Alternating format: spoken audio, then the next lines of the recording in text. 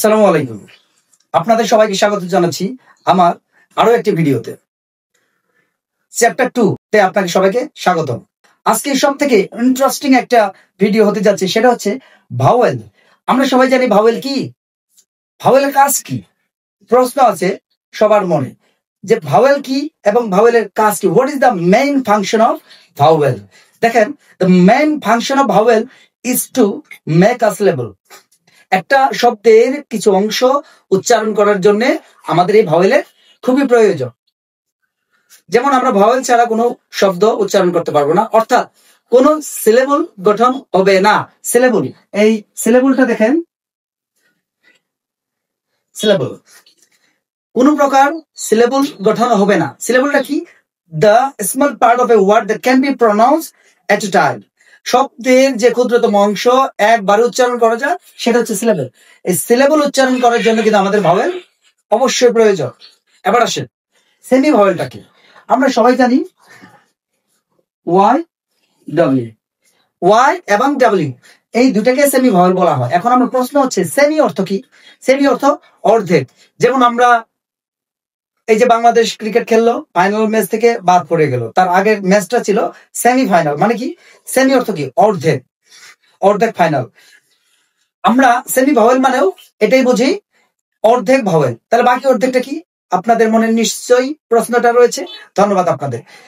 এই অর্ধেক ভাওয়েল যদি হয়, বাকি অর্ধেক কিন্তু কনসোনেন্ট। তার মানে হচ্ছে semi vowel sometimes functions like vowel and sometime functions like consonant.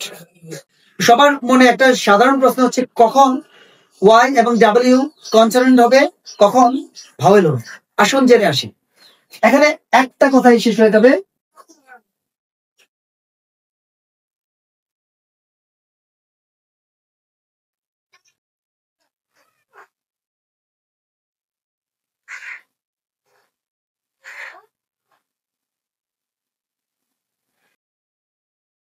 যেমন দেখেন এই প্রশ্নের উত্তরটা হচ্ছে, শব্দের শুরুতে যদি ওয়াই এবং ডাব্লিউ থাকে তবে সেটা সবসময় কনসোনেন্ট। আর বাকি সময়, যেমন শব্দের মাঝে, শব্দের শেষে যদি ওয়াই থাকে তাহলে কিন্তু এটা কি হবে? এটা হবে ভাওয়েল। যেমন আমি এখানে যদি বলি ওয়াও, এই শব্দটার দিকে দেখেন, ওয়াও, এটা আমরা এই ইন্টারজেকশনটা সবাই ব্যবহার করে থাকি। প্রথম প্রথম ডাব্লিউটা হচ্ছে কনসোনেন্ট, পরেরটা কি? পরেরটা হবে ভাওয়েল। আশা করি সবাই বুঝতে পেরেছেন। আমি আরো একটা এক্সাম্পল দিই।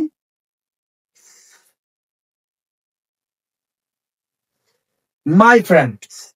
আমরা দেখেন একটা বিষয় খুবই স্পষ্ট করে বলতেছি, ভাওয়েলের কাজটা কিন্তু টু মেক সিলেবল। একটা শব্দের যতটুকু অংশ উচ্চারণ করা যায়, দেখেন এখানে মাই, এখানে কিন্তু কোনো ভাওয়েল নেই। এ ই আই ও ইউ, এই পাঁচটার একটাও নাই। তাহলে মাই কি করে উচ্চারণ করা যাবে?